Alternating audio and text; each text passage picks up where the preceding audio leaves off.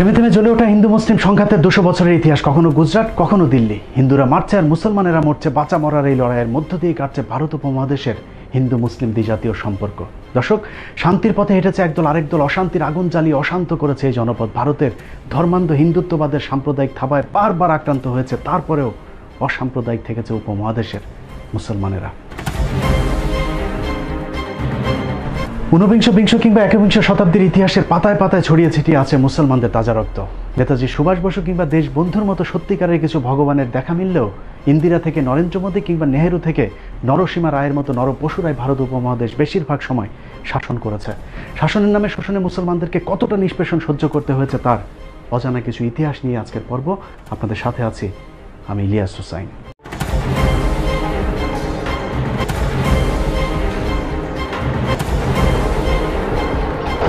হিন্দু শাসকদের শোষণের চিত্র দেখার আগে এক ঝলকে ভারতের মুসলিম শাসনের চিত্রটা একটু দেখে আসা যাক। মোহাম্মদ বিন কাসিম, ইখতিয়ার উদ্দিন, মোহাম্মদ বিন বখতিয়ার খিলজি, কুতুবউদ্দিন আইবেক, মোগল বাদশা বাবর, খান জাহান আলী ছাড়াও যেসব অলিয়া উলিয়াদের হাত ধরে ভারত উপমহাদেশের মুসলিম শাসনের গোড়াপত্তন ঘটেছিল, নাম শুনলেই বোঝা যায় তাদের আগমন ঘটেছিল মধ্যপ্রাচ্য থেকে। আরবের এসব বণিকরা বাণিজ্য করতে আসলেও তাদের কারণেই আমাদের নিকট পূর্বপুরুষদের কুসংস্কারাচ্ছন্ন অন্ধকার অসাম্যের ধর্ম ছেড়ে আজ আমরা শান্তির পথে। আরবের এসব বণিকরা শুধু নিতেই আসেনি, দিয়েও গেছেন দুহাত ভরে। গোটা ভারতের আধুনিক সভ্যতার 700 বছরের মুসলিম শাসন আমলের স্থাপত্য আর ঐতিহ্যের উপর ভর করে দাঁড়িয়ে আছে। জীবন্ত কিংবদন্তি ভারতীয় ইতিহাসবিদ গোলাম মর্তুজার মতে, ইসলামের মহান সাম্য ও শান্তির বাণী আরবদের পোশাক, খাবার, ধর্মীয় রীতিনীতি সবই দারুণভাবে আকৃষ্ট করেছিল এদেশীয় হিন্দু অহিন্দু সহ সব শ্রেণীর মানুষদেরকে। ভারতে মুসলমান আসার আগে কি পরিস্থিতি ছিল এটা একটু জানা দরকার। আমি ঐতিহাসিক হিসাবে বা ইতিহাসবিদ হিসাবে বলতে বাধ্য হচ্ছি, ভারতে মুসলমানরা যখন আসেনি আমরা কাপড় পরতে জানতাম না, আমরা বেশিরভাগ থাকতাম উলঙ্গ। অর্থাৎ টপ র্যাঙ্কের আমাদের যারা ধর্মগুরু ছিলেন তারা ল্যাংটো হয়ে থাকতেন, উলঙ্গ। এবং তারা ল্যাংটো হয়ে শুধু থাকতেন না, ছাই মাখতেন, ভস্য মাখতেন। যদি বলে কেন ভস্য মাখতে, শীতকালে ঠান্ডা লাগতো না, ভস্য মাখলে ঠান্ডা লাগে না, লোমকূপগুলো ভর্তি হয়ে যায়। আজও যদি ভারত আপনি ঘরেন, তা এখনো কিছু পুরো উলঙ্গ সাধু সন্ন্যাসী দেখতে পাবেন না, উত্তর দিন পুরো উলঙ্গ। উলঙ্গ ভারতের অসভ্য জাতিকে শুধু মুসলমান শাসকেরা সভ্য হতেই শেখায়নি, হিন্দুদের সব বিপদে পরম বন্ধু হয়ে পাশে দাঁড়িয়েছে হাজী শরীয়তুল্লাহ তিতু মীর আর দুদু মিয়ারা। ভারতের রাজধানী দিল্লির ইন্ডিয়া গেট।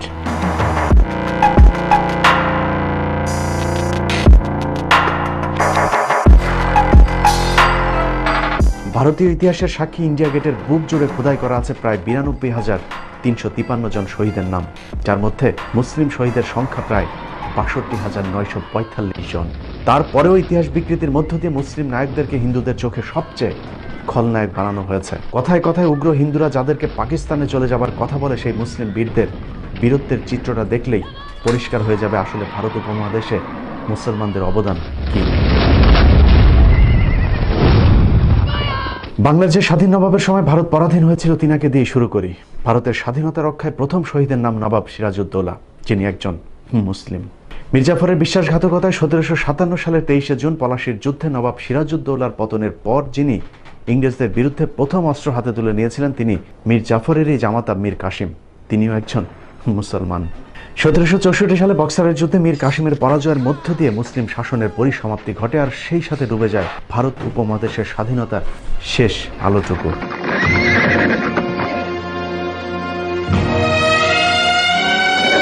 বক্সারের যুদ্ধে নিহত শহীদেরা প্রায় সবাই মুসলিম। এছাড়া সেই যুদ্ধে একাত্মতা ঘোষণা করা গৃহবন্দী হওয়া অযোধ্যা এবং দিল্লির নবাব সুজাউদ্দৌলাও ছিলেন মুসলিম শাসক।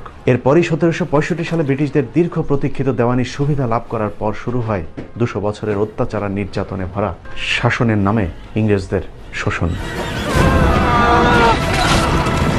জমিদারি সুবিধা পেয়ে হিন্দু জমিদাররা সেই শাসন মেনে নিলেও মুসলিমরা বিদ্রোহ চালিয়ে যেতে থাকে।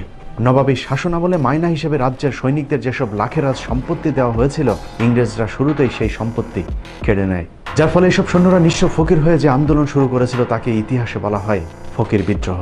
বাংলার জীবন্ত ইতিহাস শেরে বাংলা বইয়ের 44 পৃষ্ঠায় উল্লেখিত তথ্য অনুযায়ী ফকির বিদ্রোহে মোট 83,000 মুসলিম সৈন্য অংশ নিয়েছিলেন। মুসলিম শাসকদের নামে মাত্র খাজনার পরিবর্তে কোম্পানির অস্বাভাবিক খাজনা বৃদ্ধির ফলে দিশেহারা হয়ে ভারতের কৃষকেরা কৃষক আন্দোলন শুরু করেন। থেমে থেমে 1800 সাল পর্যন্ত চলা তীব্র সেই আন্দোলনের মূল নেতৃত্বে ছিলেন ফকির মজনু শাহ, চেরাগ আলী, মুসা শাহ, শের আলী, যাদের সবাই প্রায় মুসলমান। 19বিংশ শতাব্দীর শুরুতেই শুরু হয় হাজী শরীয়তুল্লাহর ফরায়েজি আন্দোলন। তিনার মৃত্যুর পর তার সুযোগ্য পুত্র হাজী মোহাম্মদ মহসিন ওরফে দুদু মিয়া ফরায়েজি আন্দোলনকে আরও বেগবান করেন। তবে হিন্দু জমিদারদের সহায়তায় ইংরেজদের ব্যাপক দমন পীড়নে সেই আন্দোলনও খুব বেশি দূর যেতে পারেনি। মুসলিম আত্মত্যাগের আরেক বীর শহীদের নাম তিতুমির। 1831 সালের 19 নভেম্বর বারাসাত জেলার নারকেল বাড়িয়ায় ঐতিহাসিক বাঁশের কেল্লায় শহীদ হন তিতুমির সহ তার সঙ্গীরা। তিতুমির শহীদ হওয়ার পর একই সালের মে মাসে শুরু হওয়া ওয়াহাবি আন্দোলনের পরিসমাপ্তি ঘটে বালাকোটে সৈয়দ আহমেদের শহীদ হওয়ার মধ্য দিয়ে। বন্দুকের গুলির কার্তুজে গরু ও শূকরের চর্বি ব্যবহারের প্রতিবাদে 1857 সালের 29 মার্চ সিপাহী বিদ্রোহ শুরু হয়, যার নেতৃত্বে ছিলেন মুঘল বাদশাহ দ্বিতীয় বাহাদুর শাহ। বিদ্রোহের অপরাধে বাহাদুর শাহকে বর্তমান মিয়ানমারের রেঙ্গুনে নির্বাসিত করা হলেও বিদ্রোহ থামেনি, বরং যুদ্ধ আরও বেগবান হয়েছে। অনেক ইতিহাসবিদের মতে 1857 সালের সিপাহী বিদ্রোহ ভারত উপমহাদেশের প্রথম স্বাধীনতা যুদ্ধ। কিন্তু হিন্দু জমিদারদের গাদ্দারির কারণে পরাজিত হতে হয়েছে স্বাধীনতার সেই যুদ্ধেও। হিন্দু জমিদারেরা বিভিন্ন জায়গায় স্বাধীনতাকামী মুসলমানদেরকে ধরে ইংরেজদের হাতে তুলে দেয়। জমিদারদের সহায়তায় তৎকালীন পূর্ব বাংলায় নেতৃত্ব দেওয়া মুসলিম বীর সিপাহী রজব আলীকে তার বাহিনী সহ গণফাঁসি দেওয়া হয়, যার প্রমাণ এখনও ঢাকার বাহাদুর শাহ পার্কে গেলে পাওয়া যাবে। এছাড়া ব্রিটিশ বিরোধী প্রতিটি আন্দোলনে মুসলিমরা সামনে থেকে নেতৃত্ব দিয়েছেন। তারপরেও ভারতের স্বাধীনতার জনক কোনো মুসলমানকে করা হয়নি, বরং সে উপাধি দেওয়া হয়েছে মহাত্মা গান্ধীকে, যিনি 1916 সাল পর্যন্ত ভারতেই ছিলেন না। আর এখনকার হিন্দু নেতারা তো বলে বেড়াচ্ছেন মুসলমানদের কোনো বাঁচার অধিকারই থাকতে নেই। We know where the Muslim population is large, there's always trouble because the Islamic ideology says so. If Muslims become more than 30%, that country is in danger. সেই সময়ের সিপাহী বিদ্রোহে কত মানুষকে হত্যা করা হয়েছে এবং তারা কারা ছিলেন, তাদের পরিচয় কি, তাদের ধর্মীয় পরিচয় কি, ইতিহাস বলছে যে তাদের মেজর অংশ, তাদের বেশিরভাগ অংশ ছিল মুসলিম। আজকের মুসলমানদেরকে বলা হয় তোমাদের কোনো অবদান নেই। এই বিকৃত ইতিহাস সম্পর্কে দেশবাসীকে সাবধান থাকতে হবে।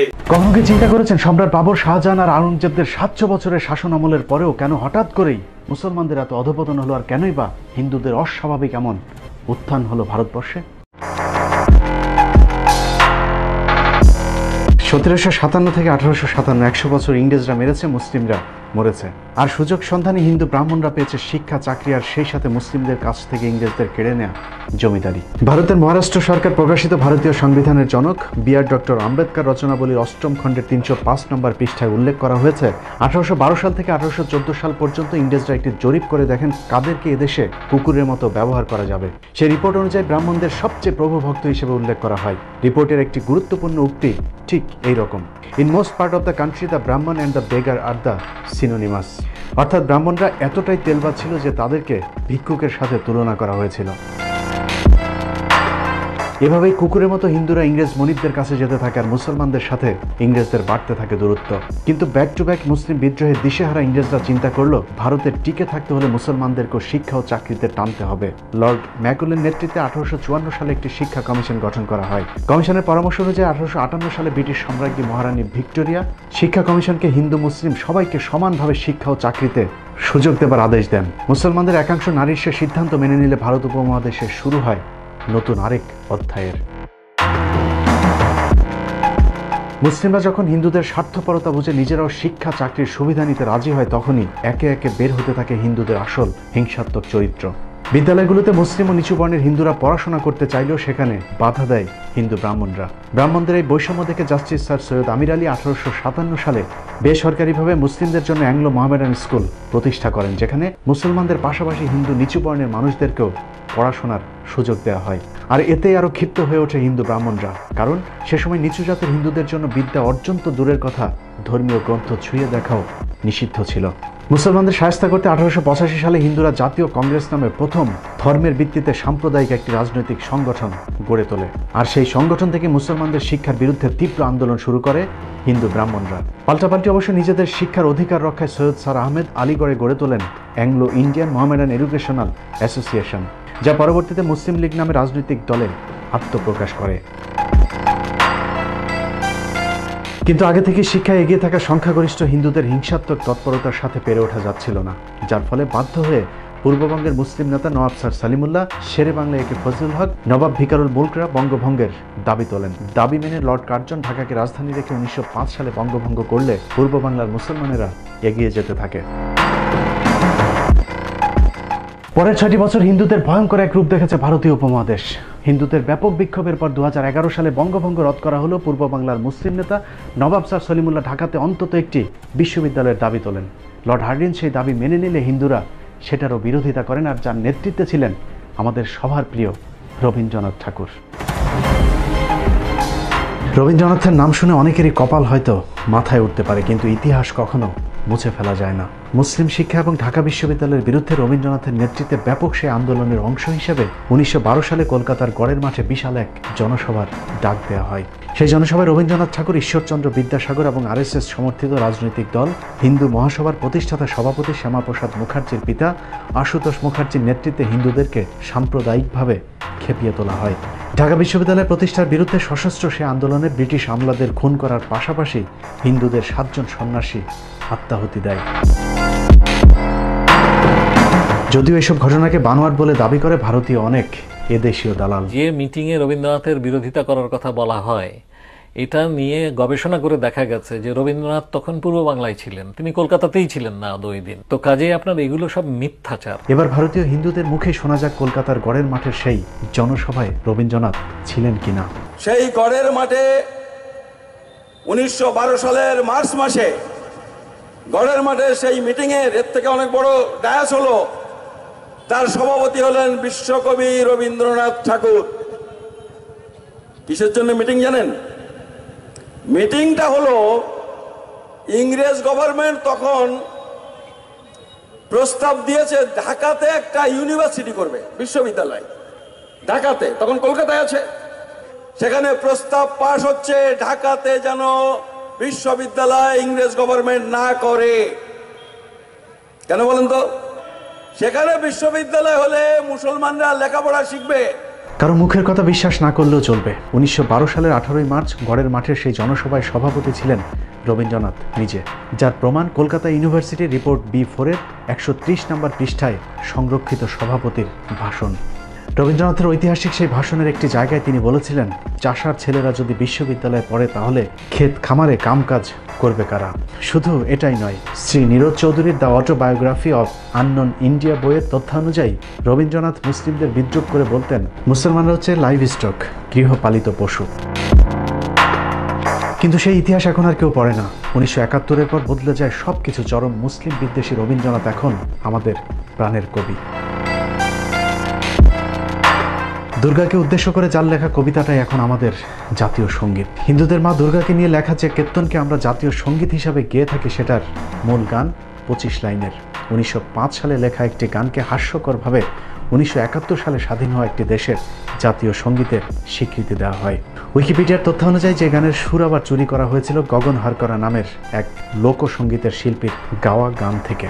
সেটা তো সমস্যা নেই, মূল সমস্যা হলো হিন্দুদের মা দুর্গাকে নিয়ে লেখা গানের বিশেষ যে কয়টি লাইন বাদ দেওয়া হয়েছে, সে লাইনগুলো পড়লেই সবার কাছে পরিষ্কার হয়ে যাবে এটা আসলে বাংলাদেশের জাতীয় সঙ্গীত নাকি আমাদেরকে দিয়ে কৌশলে মূর্তির গুণগান করানো হচ্ছে।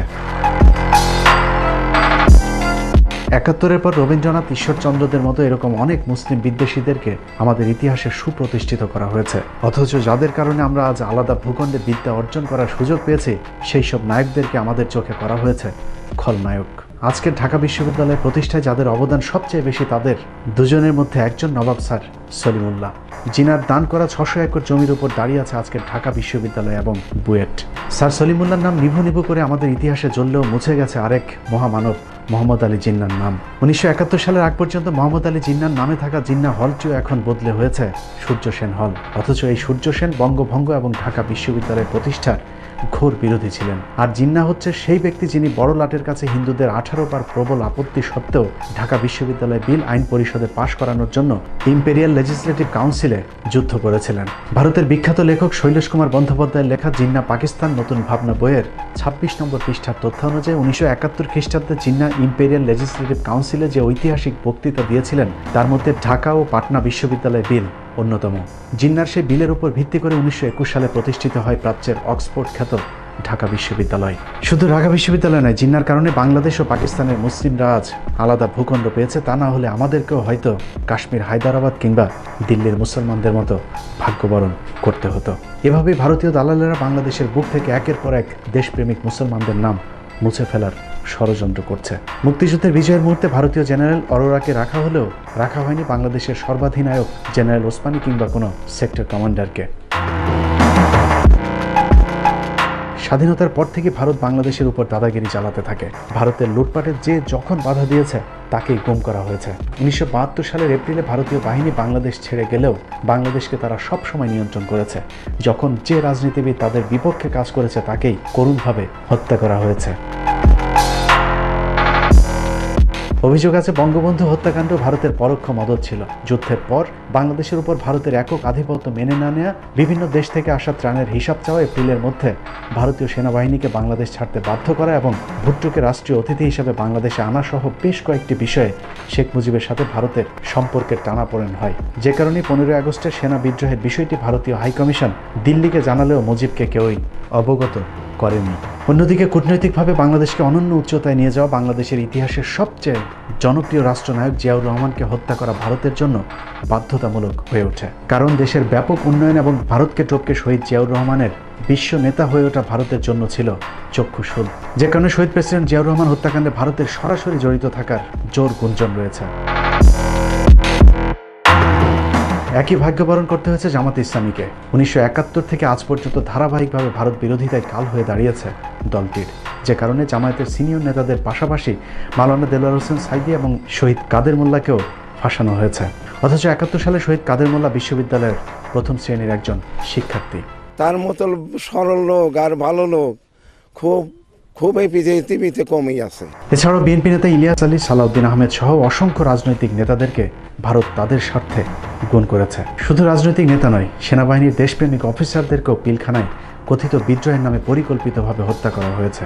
সেনাবাহিনীর যেসব অফিসাররা সেই হত্যাকাণ্ডের বিচার চেয়েছেন তাদেরকেও গুম কিংবা চাকরিচ্যুত করে দেশান্তরী করা হয়েছে। তো যেহেতু এই 25শে ফেব্রুয়ারি 2009 সালের আমি একজন উইটনেস, তো অনেকদিন চুপ ছিলাম এবং নিশ্চুপ থেকে হঠাৎ করে মনে হলো যে আসলে একটা মোরাল রেসপন্সিবিলিটি আছে, যে কিছু বলা দরকার।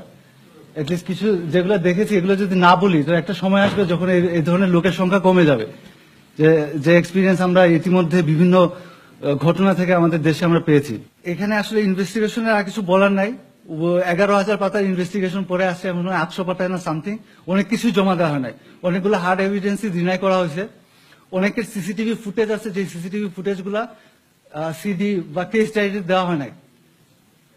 তো এগুলা হয়তো ভবিষ্যতে মানে আরো যদি প্রত্যেকটা বিচারই বাংলাদেশের সমস্যা 2-3 বার হয়, তো কোনো এক বিচারে ওটা ভালোভাবে বেরোবে, দোয়া করবেন। সেনা অফিসার হত্যার মধ্য দিয়ে এদেশে পুতুল সরকারের ক্ষমতা দীর্ঘায়িত করা হয়েছে। বিনিময় শিক্ষা, সংস্কৃতি, অর্থনীতি কিংবা রাজনীতি সবখানে ভারতের একচ্ছত্র আধিপত্য বিরাজ করছে।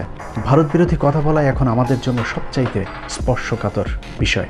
কথা বলেছিলাম এনআরসি নিয়ে, এটা আপনারা অনেকে জানেন না, আমি বলার সুযোগ পাইনি, যে আপনাদের একটু জানা দরকার। যে একজন ঊর্ধ্বতন গোয়েন্দা সংস্থার লোক আমাকে বলেছিল, নূর তুমি তো ইদানিং ভালো কথা বলো, তবে এভাবে সরকারের বিরোধিতা করে তো টিকতে পারবা না। আর এনআরসি ভারতের বিষয়, এগুলো নিয়ে তুমি কথা না বলাটাই বেটার। দ্যাট মিনস সে কিন্তু আগে থ্রেট দিত, এখন থ্রেট না, জেন্টেল ওয়েতে কিন্তু থ্রেট দিয়ে দিয়েছে যে এটা নিয়ে কথা না বলা বেটার। দ্যাট মিনস আমাকে কিন্তু নিষেধ করে দিচ্ছে। শেখ মুজিব থেকে জিয়াউর রহমান, শহীদ আব্দুল কাদের মোল্লা থেকে আবরার ফাহাদরা যখন জীবন দিয়েছে তখন আমরা ভারতের বিপক্ষে চুপ ছিলাম। কিন্তু একটু ভেবে দেখুন, কাল আমি, তার পরদিন হয়তো আপনার পালা। এভাবে একের পর এক দেশপ্রেমিক মানুষগুলো হারিয়ে যাবে বাংলার বুক থেকে। একটি বাংলাদেশ তুমি জাগ্রত জনতার, জাগ্রত সেই জাতি আজ ঘুমিয়ে আছে। ঘুমন্ত সেই জাতির ঘুম ভাঙানোর ক্ষমতা হয়তো আমার আপনার মতো দু একজনের নেই। তারপরেও গেয়ে যাব গানে গানে, আমরা হয়তো হারিয়ে যাব, কিন্তু এই প্রান্তরে আসা নতুন কোনো পাখির ঘুম ভাঙানিয়া গানে হয়তো একদিন জেগে উঠবে হযরত শাহজালাল, শাহপরাণ, শাহ মাকদুমদের উত্তরসূরিরা। আল্লাহ হাফেজ।